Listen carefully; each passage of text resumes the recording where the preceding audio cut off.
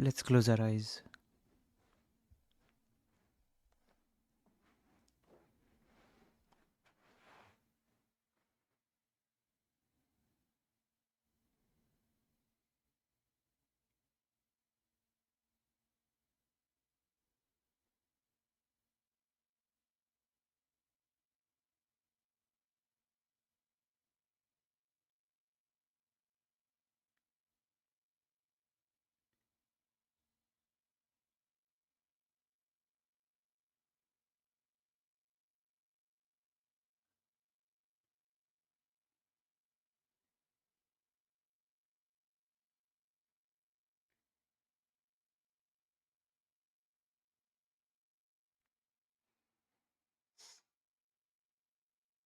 When we start something new,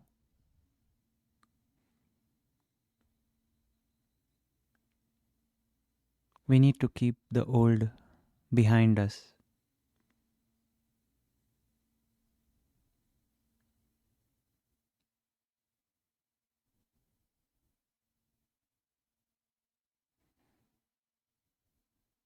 So, as we sit down for this contemplation,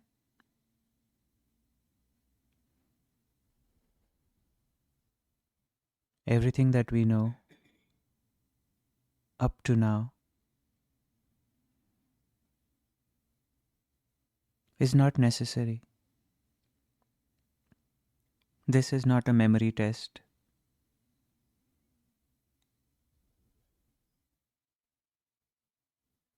We don't have to solve a problem,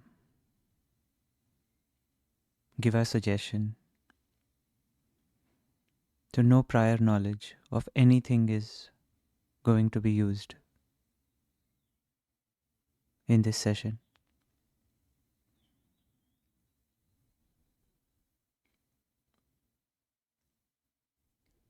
Only direct observation of our current experience is what we will rely on.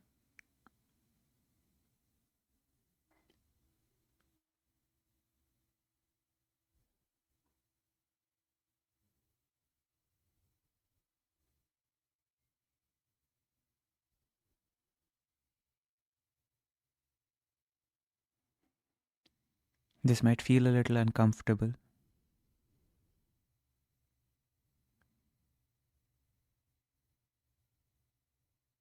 and we should let that discomfort be there.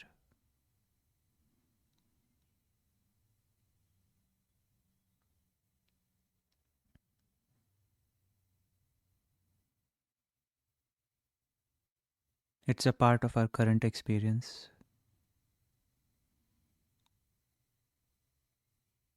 Just like it has appeared, it will automatically disappear without us trying to do anything.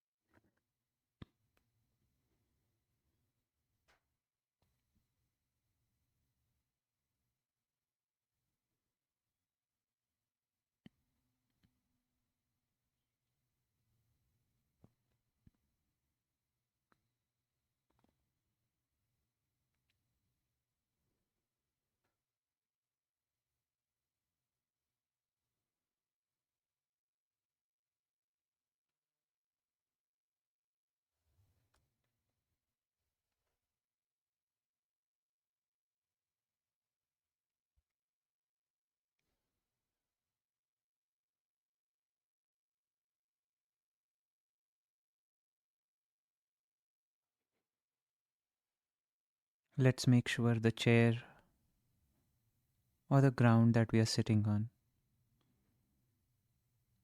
completely carries our weight. Let's not hold back. Let's surrender our weight to the ground.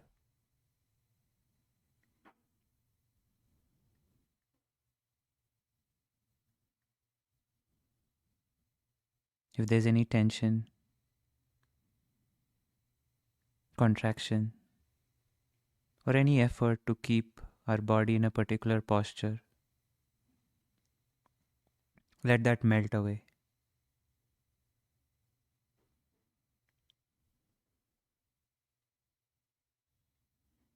There are no brownie points for sitting in a particular way.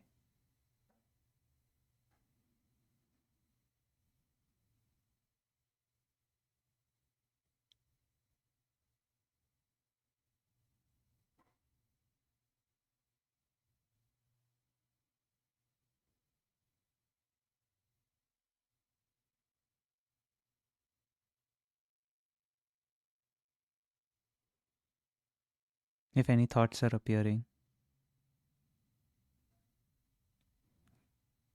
don't fight them.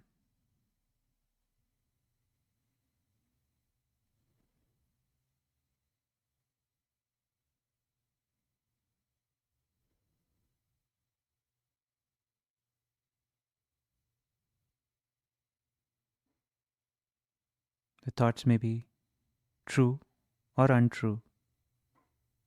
The content of the thoughts don't matter.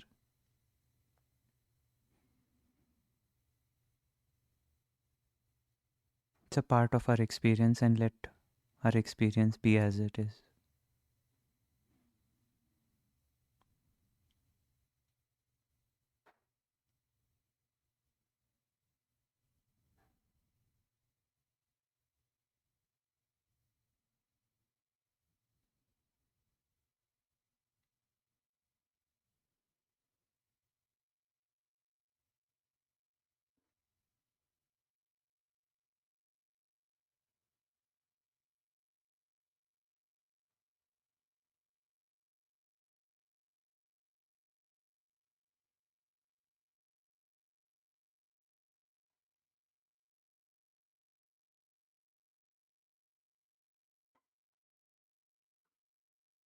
We have a natural tendency, I don't know if it's natural, maybe it's acquired, to make things difficult.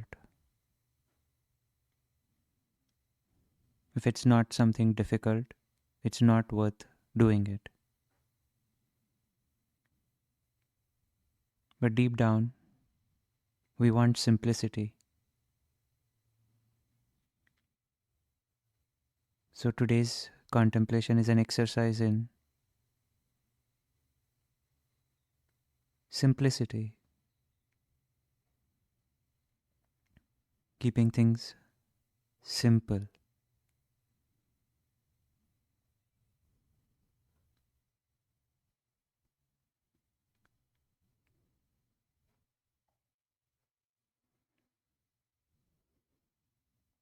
We have somehow associated simple with boring.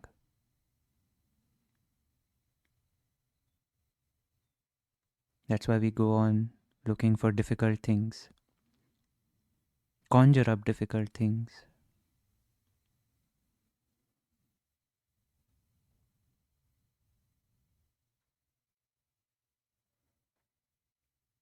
Find drama, create drama,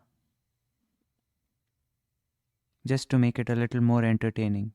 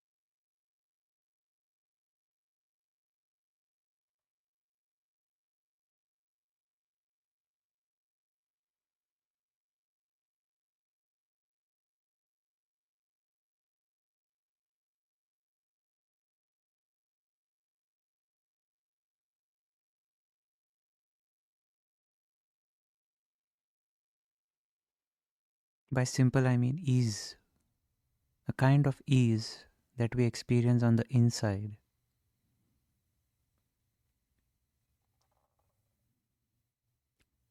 That is what we are really seeking.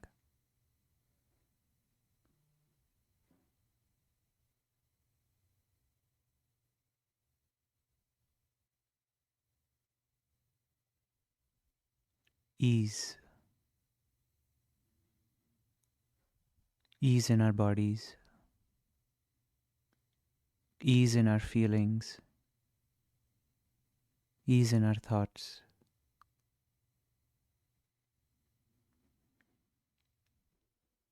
But somehow, we are bought into this idea that easy is boring. So we have a conflicting approach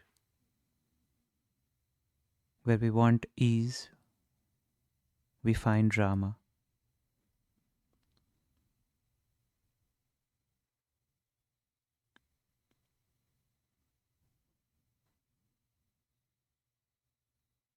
I'm not talking about external drama, I'm talking about internal drama.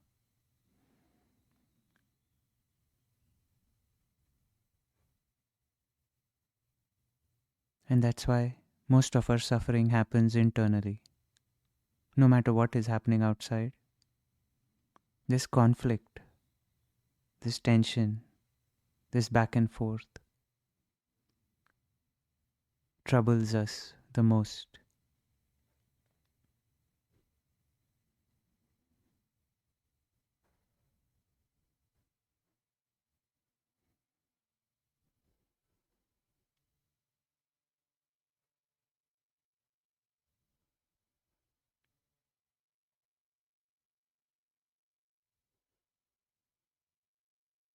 To give you an example, ever since I was a child,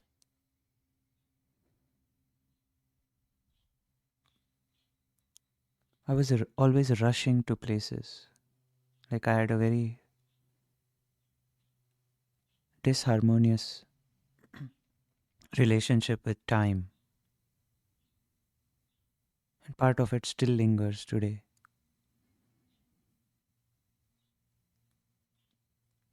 And if suppose I have a lot of time to get somewhere, consciously or subconsciously, I will introduce a detour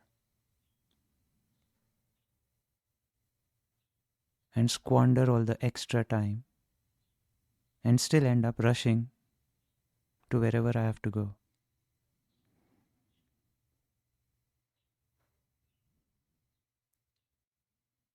Because my body and my mind was hardwired to rushing. So that even if the situation doesn't warrant rushing, I used to morph that situation and make it as if rushing was necessary.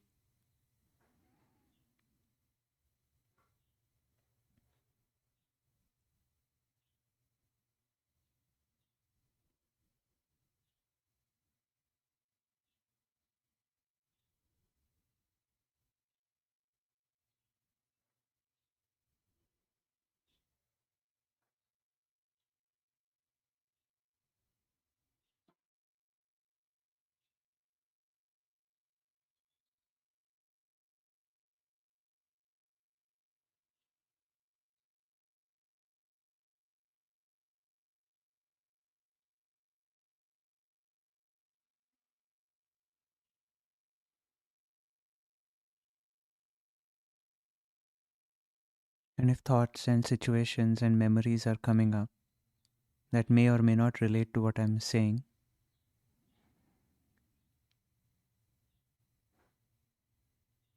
just let them unfold and release themselves.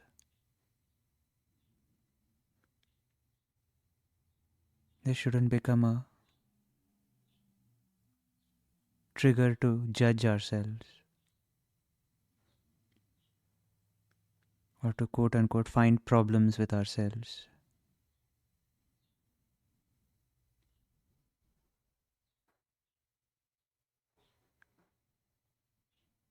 When things come up, they are on their way out. But when we grab them, we start reinforcing them, we start putting them back inside, albeit even more forcefully.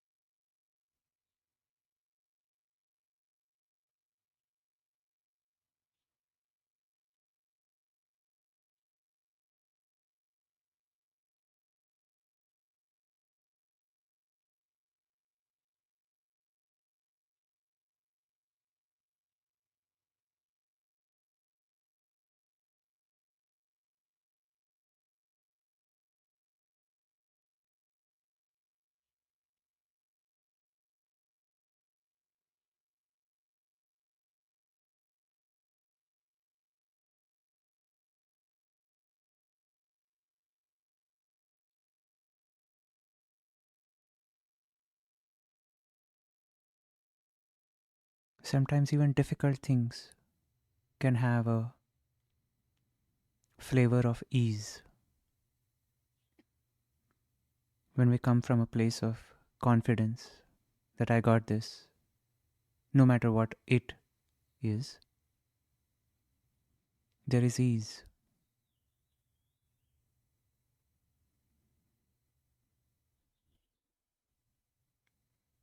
The unease is a function of resistance.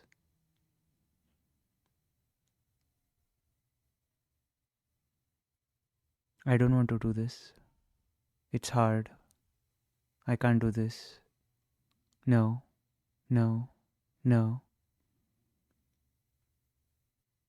That's how we resist this. And the more we resist, the more we suffer. The more we are tensed, the more we contract, and the more we crave ease.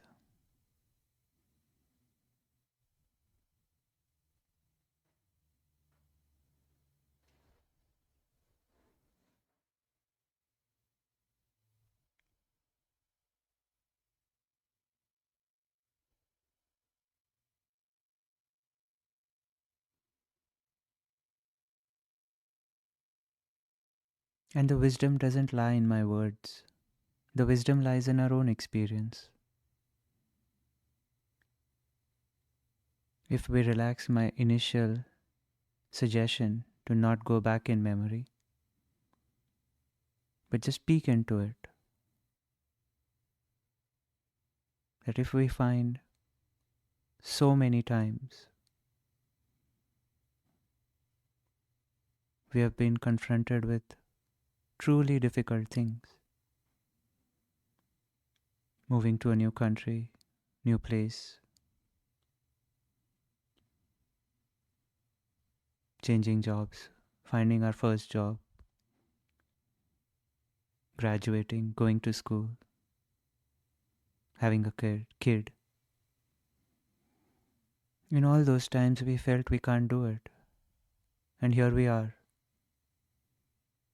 doing just fine.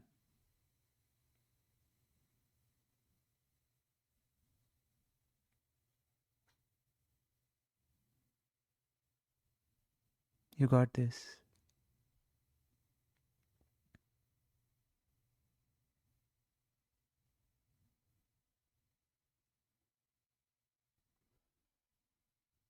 Not every situation needs to make us suffer.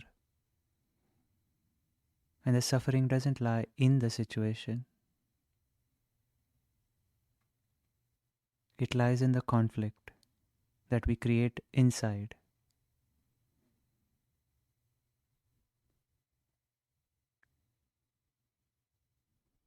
If it has come our way, We have two choices: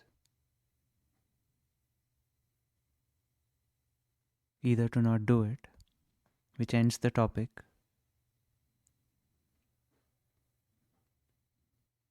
or we have to do it.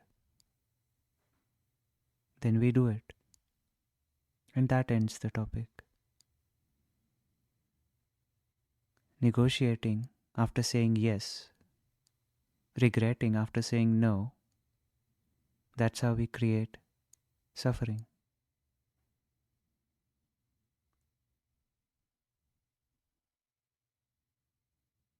Maybe it's a good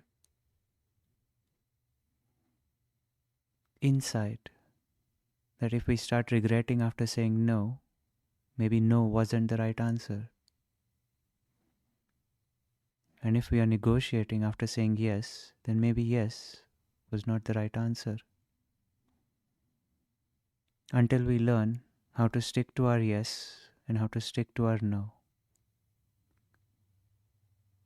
and how to say yes because we mean yes, and to say no because we mean no.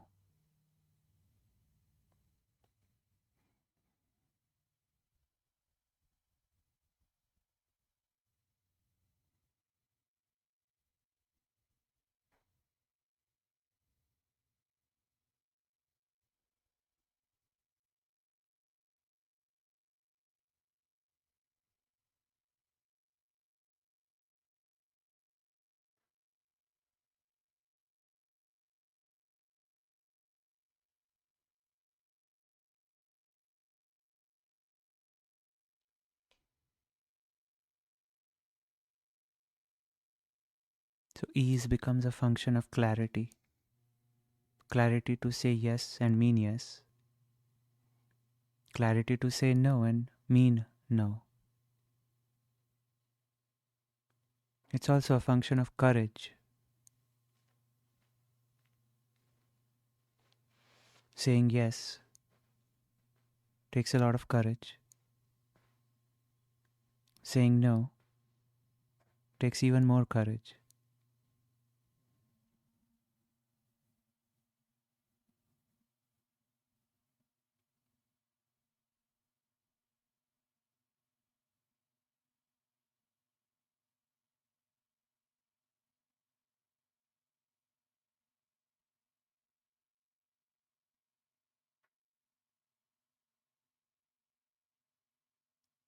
This might seem too easy to be true,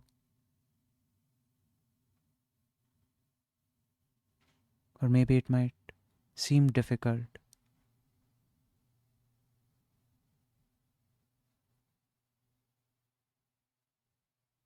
but only because we have bought into conflicting ideas from society, from our culture.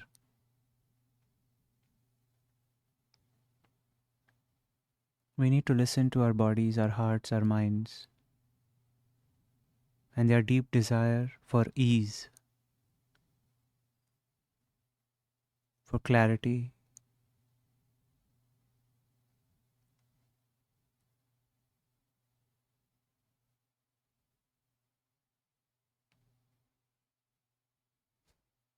If we are bought into ideas from a society and culture, and those ideas are not bringing ease in our lives, maybe it's time to reconsider them.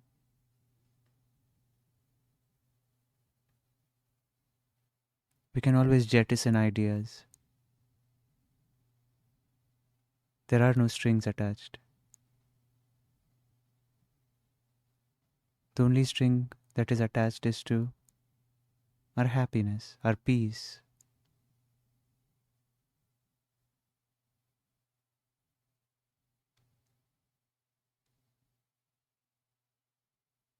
That should be our true north.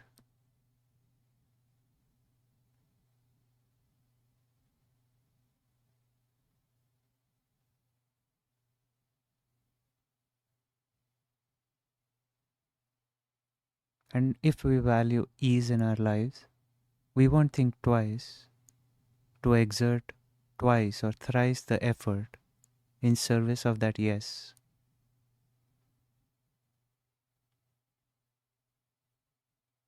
Physical effort is cheap.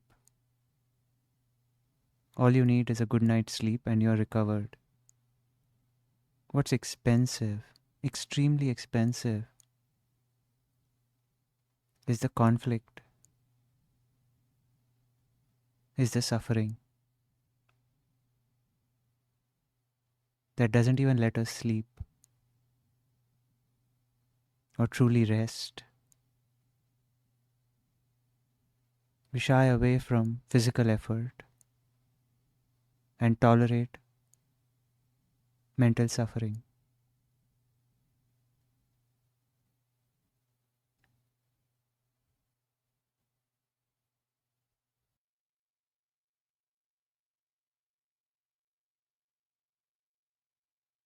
A yes means a yes. A yes from your mouth signifies yes at a cellular level, all the way through, in our bodies, in our minds. And if it's a no all the way through.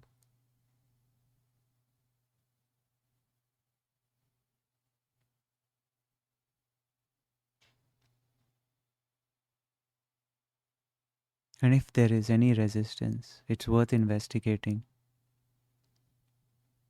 Is it signifying intelligent questioning? Or is it more based on our beliefs and lack of clarity?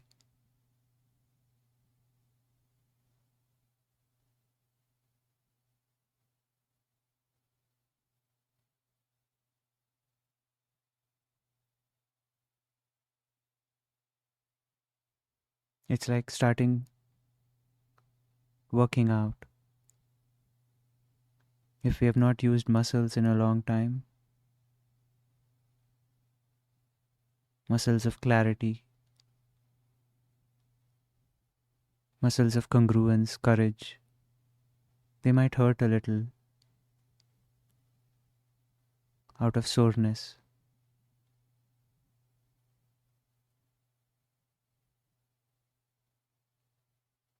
But we know they are on their way to becoming stronger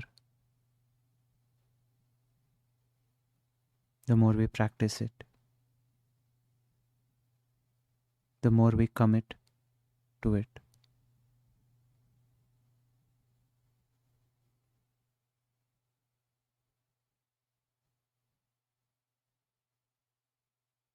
Thank you.